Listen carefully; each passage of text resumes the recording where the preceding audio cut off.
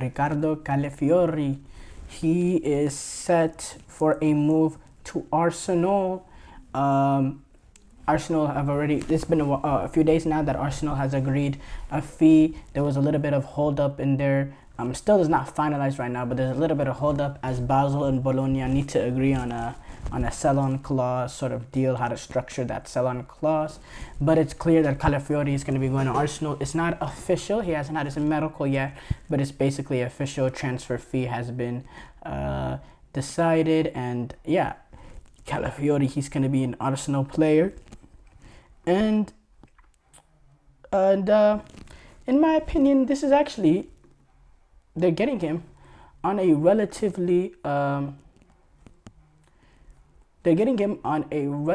low bargain when you look at the fact that, transfer window over the past few years or so has been ridiculous.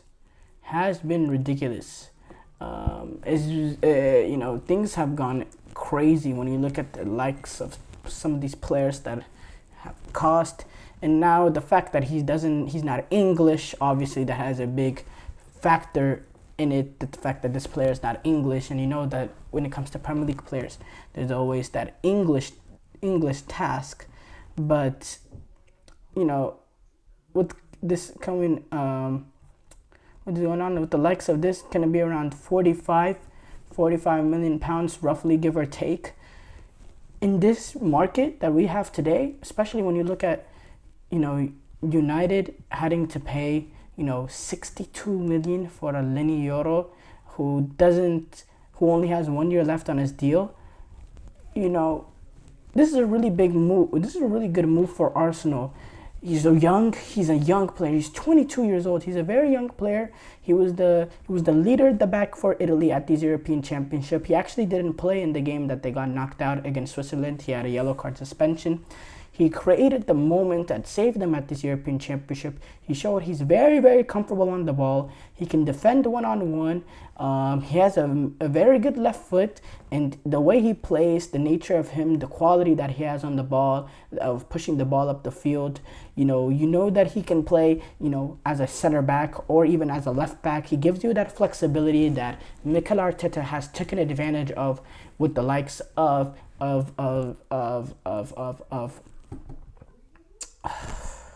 Ben White, been able to having this sort of player that has that center back ability to defend, but also has the quality to bring the ball up as a left back and be comfortable going forward. You're having 4 center backs back there essentially, and that's going to make your defense even more unstoppable.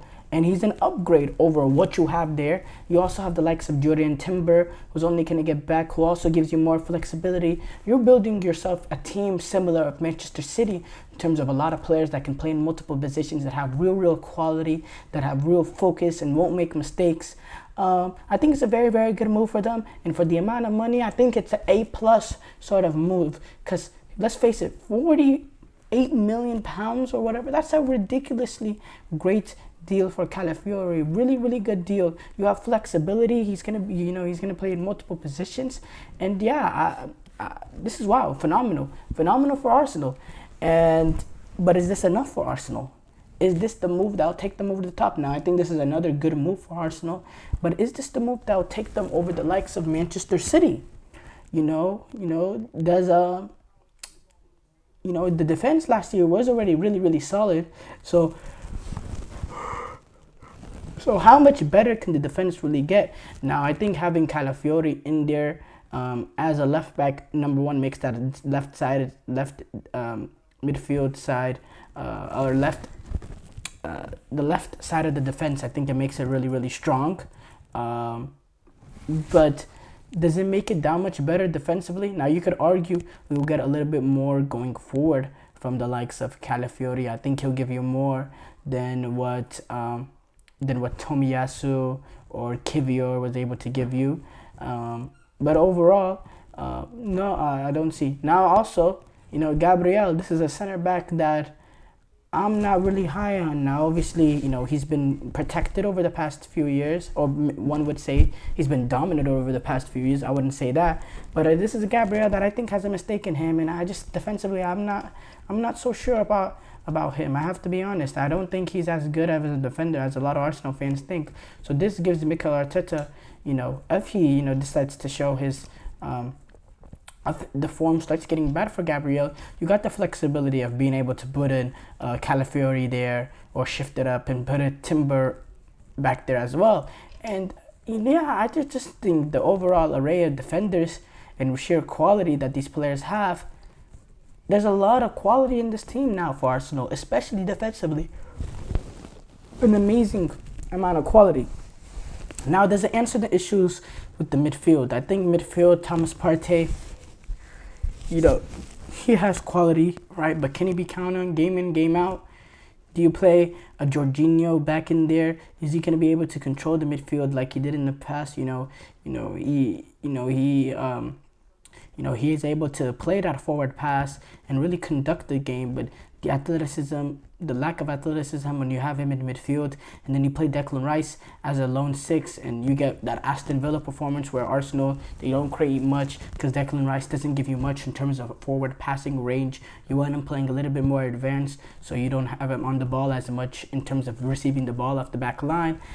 I think Arsenal need to get in another number 6, someone like a João Palhinha, someone who can take the ball out of the back line, has the athleticism that Jorginho doesn't have to get around in midfield, to protect the back line, but also has the quality to, spring in a forward ball to push Declan Rice a little bit higher up the field, a little bit closer to Martin Odegaard, so Declan Rice doesn't have to do those and show, because Declan Rice, he's just, he doesn't have that ability, in my opinion, to pick the ball off of the back line and look up and hit that forward pass. He goes sideways and backwards too much, and he just doesn't have that forward thinking nature.